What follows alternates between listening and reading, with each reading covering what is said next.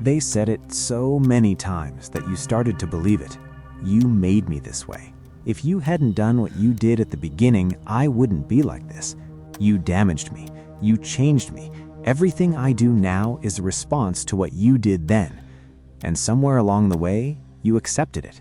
You started carrying their behavior as if it were something you'd created, as if the shouting, the cruelty, the coldness, the control were your fault, because you had done something imperfect years ago. This video is about that sentence, where it comes from, what it does, and why it is one of the most sophisticated manipulation tactics in the narcissist's playbook. Here's something that almost every survivor of narcissistic abuse has in common. They did something imperfect at the beginning of the relationship. Maybe they were jealous. Maybe they were insecure. Maybe they said things they shouldn't have. Maybe they were going through something difficult and it spilled into the relationship in ways that hurt the other person. This is true of almost every human being in almost every relationship. We bring our histories, our wounds, our unresolved patterns. In a healthy relationship, these moments are worked through, addressed, apologized for, grown from. In a narcissistic relationship, they are filed, cataloged, preserved, held in reserve, not to be resolved, but to be used. Stage 1. The early wound is identified and cataloged. In the early phase of a narcissistic relationship, during what's called the idealization phase, you may have behaved in ways that were difficult. Jealousy, insecurity, emotional reactivity, things you likely regret. The narcissist experienced this, and they remember it not to understand it, not to work through it together, but to hold it. Stage 2. Your imperfection is transformed into a permanent debt. In healthy relationships, past behavior that was addressed and changed is allowed to be in the past. In a narcissistic relationship, it is never in the past. It is brought forward into every present conflict. It becomes the permanent explanation for everything they do. I'm like this because of you. You started this. If you'd been different, I'd be different. What was a moment becomes a sentence, and the sentence never ends. Stage 3. Accountability becomes impossible. Once the past is established as the cause of all present behavior, the narcissist has created a permanent shield against accountability. Every time you try to address what they did, they redirect to what you did. Every time you name their behavior, they name yours first. Every conversation about the present becomes a trial of the past, and you are always the defendant. Effect 1. You stop advocating for yourself. When every attempt to address their behavior is met with a redirect to your past, you eventually stop trying. Not because you agree with them, because the cost of trying is too high. Every conversation that starts as, "I need to talk about what happened," ends with you defending who you were years ago. So you go quiet, not because the problem went away, because defending yourself never got you anywhere. Effect 2. You take on guilt that isn't yours to carry. Guilt is a useful emotion when it's proportionate and accurate. When someone repeatedly tells you that their behavior, their cruelty, their contempt, their control is a response to what you did, the guilt becomes distorted. You start to feel responsible for outcomes you didn't cause. You start to believe that if you had just been better earlier, they would be better now. You carry their behavior as if it were your consequence to bear. That is not guilt. That is a burden that was placed on you deliberately. Effect 3. You become afraid to have needs. When expressing a need leads to a recitation of your past failures, you stop expressing needs. You learn that having needs costs something, that asking for what you need will be met with evidence of why you have no right to ask. And slowly, gradually, you become someone who doesn't ask, who doesn't need, who makes themselves smaller and smaller to avoid the accounting. Effect 4. You begin to doubt your perception of who you are. If someone tells you often enough that you are the reason for their behavior, you start to wonder if they're right. Not consciously, not in one clear moment, but somewhere underneath your daily life, a question starts to run. Am I the problem? Did I do this? Is this who I am? The answer to all three is no.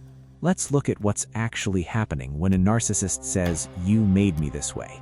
They are not describing causation, they are assigning blame. There's a difference.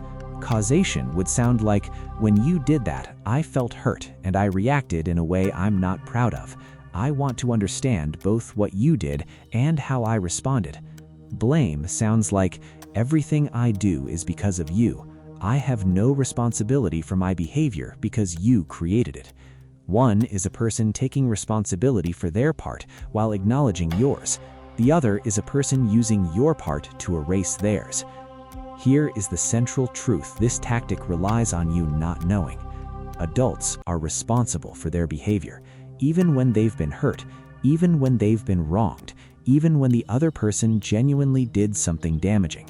Being hurt does not grant someone a permanent license to hurt back. Being wounded does not transfer responsibility for your actions to the person who wounded you. Think about it this way. If someone cuts you off in traffic and you go home and shout at your partner, did the driver make you do that? If a difficult childhood shaped your patterns, does that remove your responsibility to work on those patterns as an adult? The answer, for all of us, narcissist and non-narcissist alike, is no. We are shaped by what happened to us. We are not excused by it. I want to tell you about a story I came across. A woman had been with her partner for 7 years. At the beginning of the relationship, she struggled. She was insecure. She accused him of things he hadn't done. She was emotionally reactive in ways she later deeply regretted. She recognized what she was doing. She went to therapy. She worked on it. The behavior stopped. And yet, 7 years later, every time he shouted at her, called her names, sent her essays of contempt over a forgotten charger, he told her it was because of who she'd been at the beginning. You traumatized me. I'm like this because of what you did. She carried that. For years, she carried it. She flinched when she heard his key in the door. She apologized constantly. She asked at the end of 7 years, with a house contract in front of her and 24 hours to decide whether she was the problem. Let me be very clear about what happened in this story. She did something imperfect. She recognized it. She worked on it. It stopped. He used it every day for 7 years to justify behavior that was its own separate cruelty. Her past did not make him shout. Her past did not make him call her names.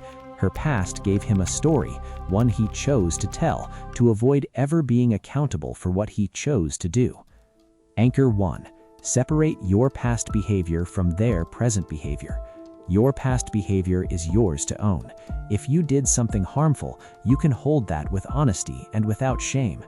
Their present behavior is theirs to own, completely, separately. These two things can both be true simultaneously without one canceling the other.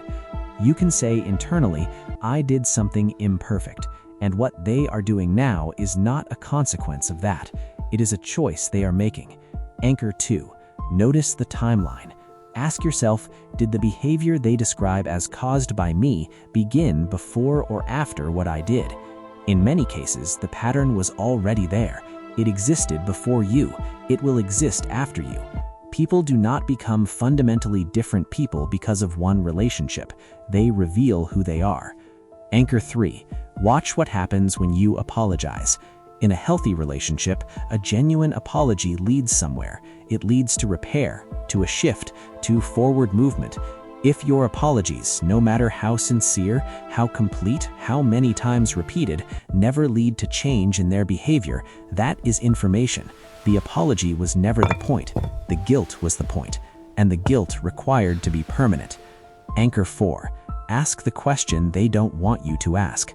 If I had been perfect from the beginning, would this be a different relationship, or would they have found another reason, another thing to file, another debt to hold?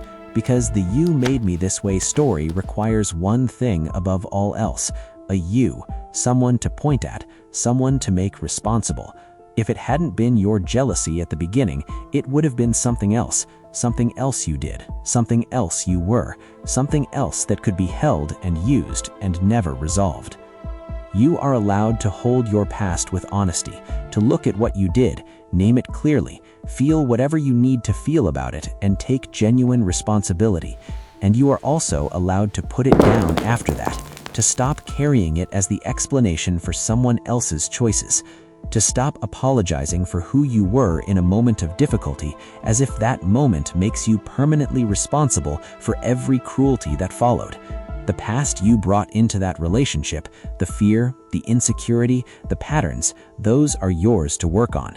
The person they chose to be in response, that is theirs. You did not make them this way, and you do not owe them your life as payment for something you already changed.